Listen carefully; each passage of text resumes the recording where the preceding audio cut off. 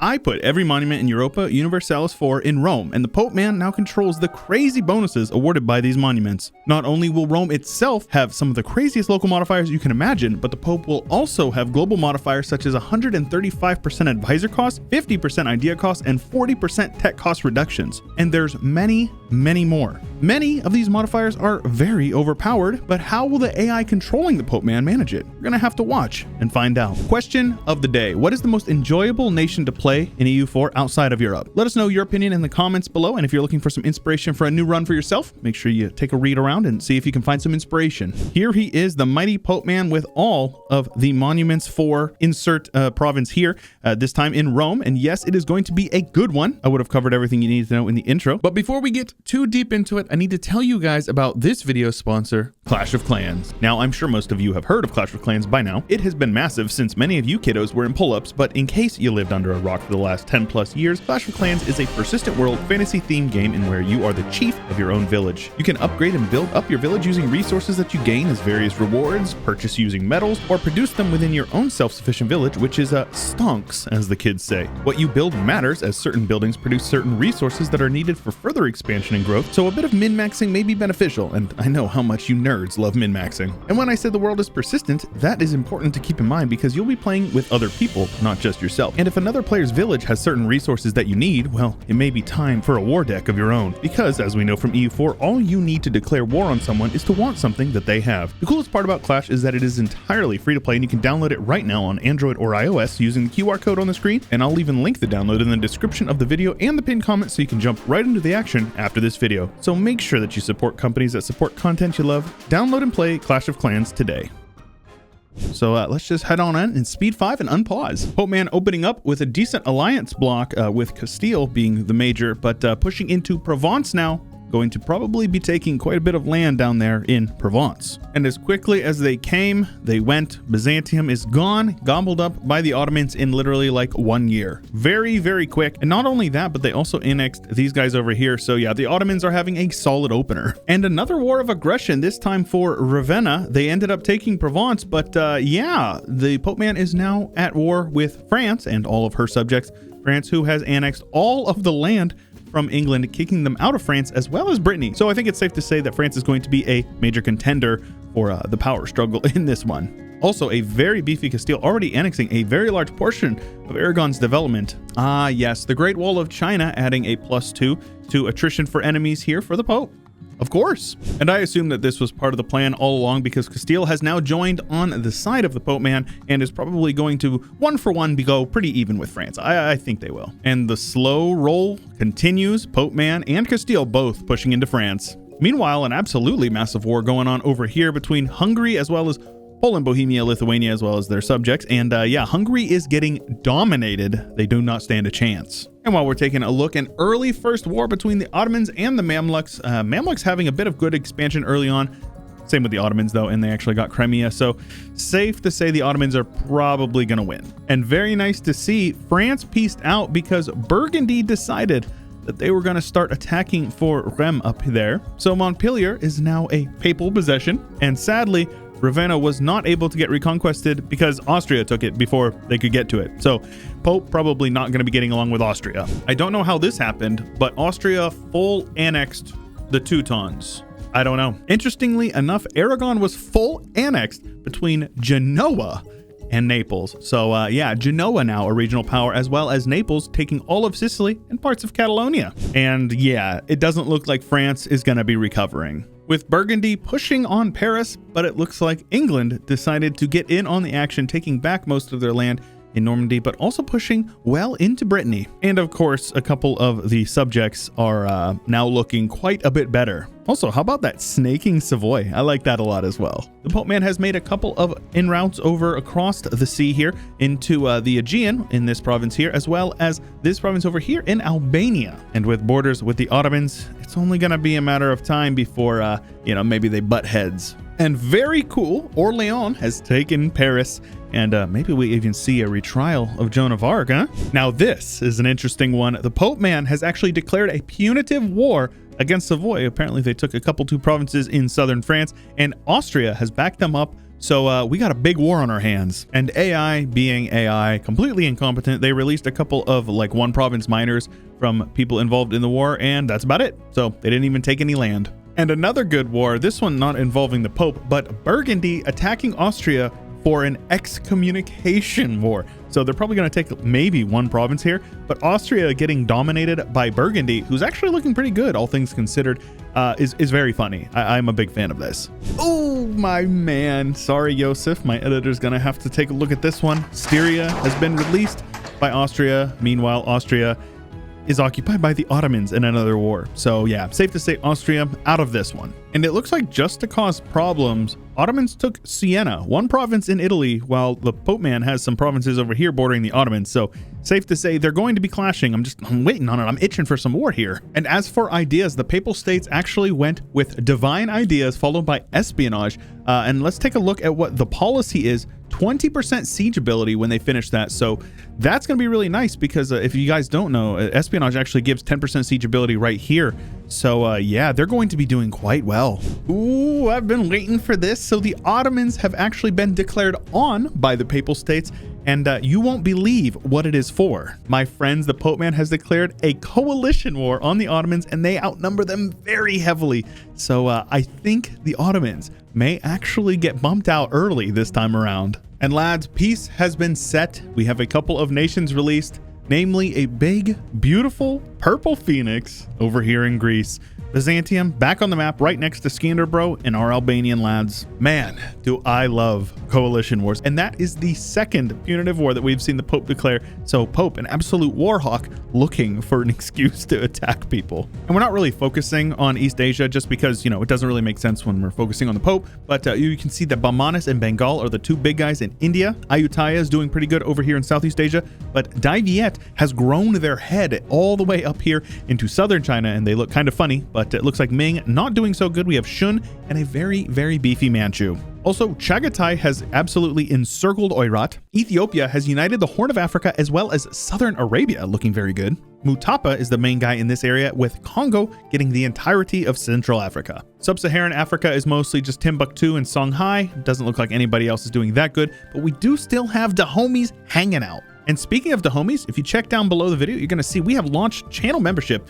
If you want to join the homies, you'll get early access to the videos and special chat in the Discord, same with my patrons. And for those that reach a certain pledge, we do actually have a monthly multiplayer gameplay that we do, so you can check that out if you are interested. Become one of the homies. France is gone, getting eaten up mostly by Castile, England, and Burgundy. And Austria is gone, getting eaten up by everybody. And Muscovy is not doing well, with Poland actually occupying Moscow. Up in the north, the Swedes have pushed down into Jutland and eating up Denmark and Norway. But our suave lads over here in Gotland with a very nice slick back hairdo, hanging on, doing their thing.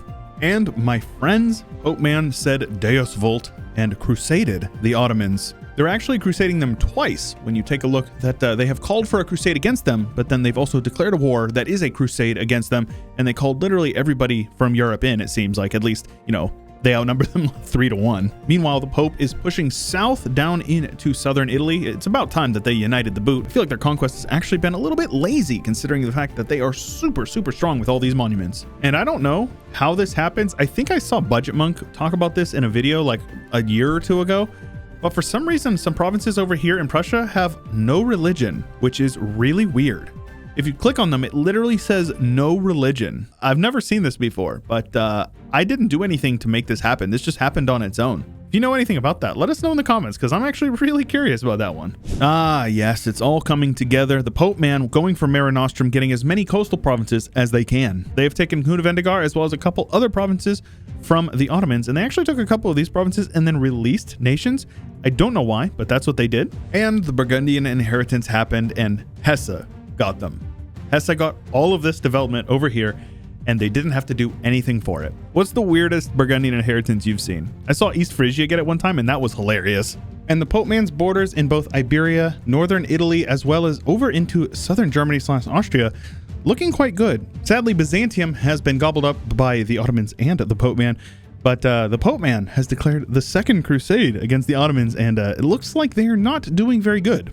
The Ottomans, that is. 100 years in, Sweden is doing well, but getting beat up by Lithuania. Prussia has formed and is looking very good. Great Britain is doing quite well over here in northern France, as well as uniting the Isles. But most importantly, in my opinion, we have the Kingdom of God here on Earth, going for Mare Nostrum, pushing from Iberia all the way over to Constantinople, down to Fezzan in the south.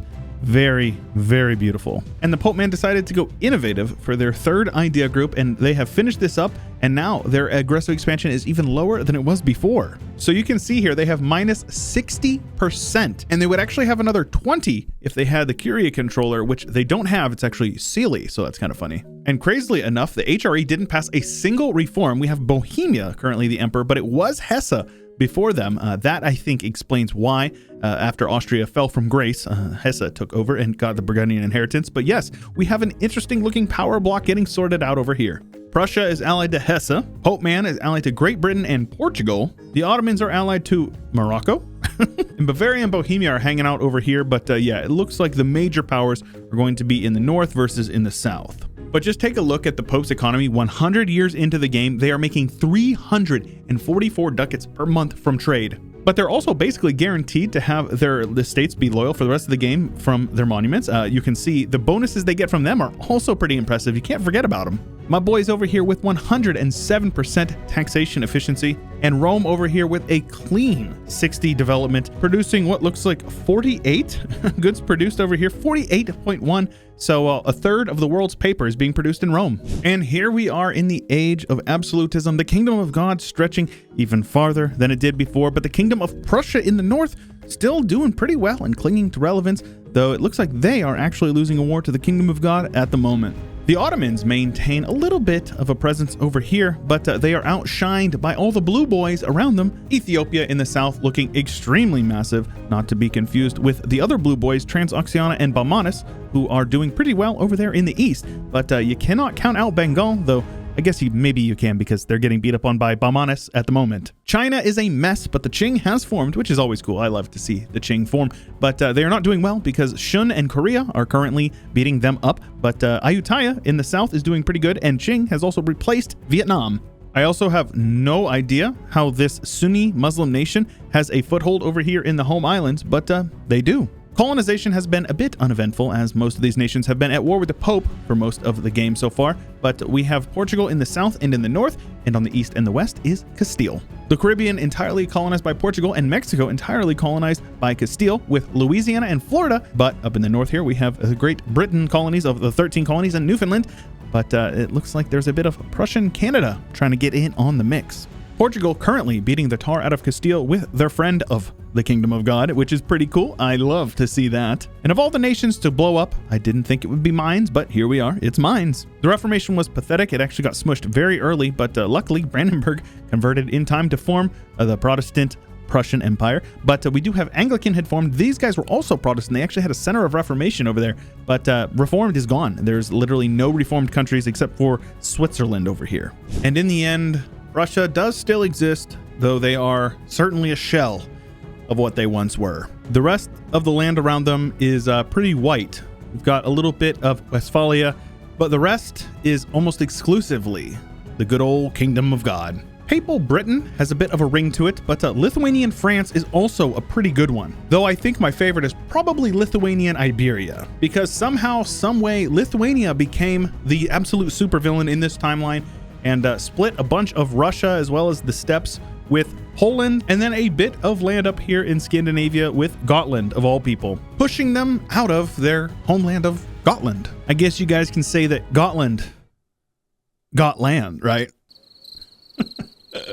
Somehow, someway, Papal Hindustan in the middle of India is a thing, surrounded by a massive Deccan and a massive Bengal, who is currently getting beat up on by the massive Deccan. Meanwhile, Shun over here, make great again, glorious nation of China, absolutely massive with Korea, but they're getting eked out by Shun right now. Ayutthaya was also pushed back down into the south, but they're still hanging in there, though they've lost a couple of random provinces around here to Shun. Shun is also in the Philippines, and then Brunei, and then it looks like Portugal has split up the bunch of the Spice Islands. Straya and NZ are both Portuguese, though you did see that correctly.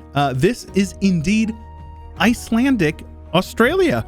Australia over here in this Viti Levu, or however this is pronounced, in Polynesia. So That's a thing. Ethiopia had a freaking game, splitting the rest of Africa with Portugal and the papal portions of it, as well as a couple of provinces down here with the British. Oh, look at the little giraffe. What a nice touch. There's even a couple of zebras over here. Who can say that Paradox does not care about their people that play their games? Look at this. I would pay money for that. The Spanish colonies mostly split away, though Peru is still under them.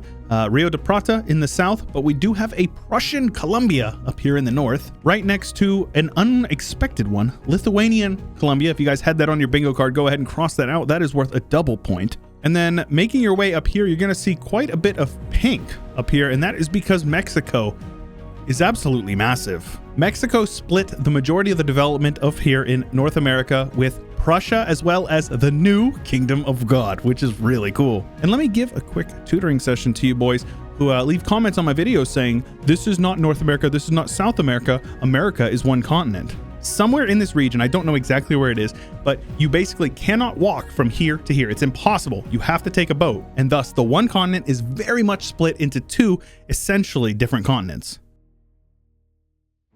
Regardless, the Kingdom of God looks pretty good. How about that? Land in Iberia, all the way over into Egypt, all the way over into the farthest, over by the Aral Sea even, out into the Tartary steppes, with a bunch of random lands sprinkled throughout Africa, as well as a Hindustan like I showed before. Much like in the real world, Mexico is all Catholic, and then South America is almost exclusively Catholic, with the Prussian nation down here is actually Protestant. And it appears that Protestantism was essentially snuffed out, with Gotland and Prussia being the only major guys over here.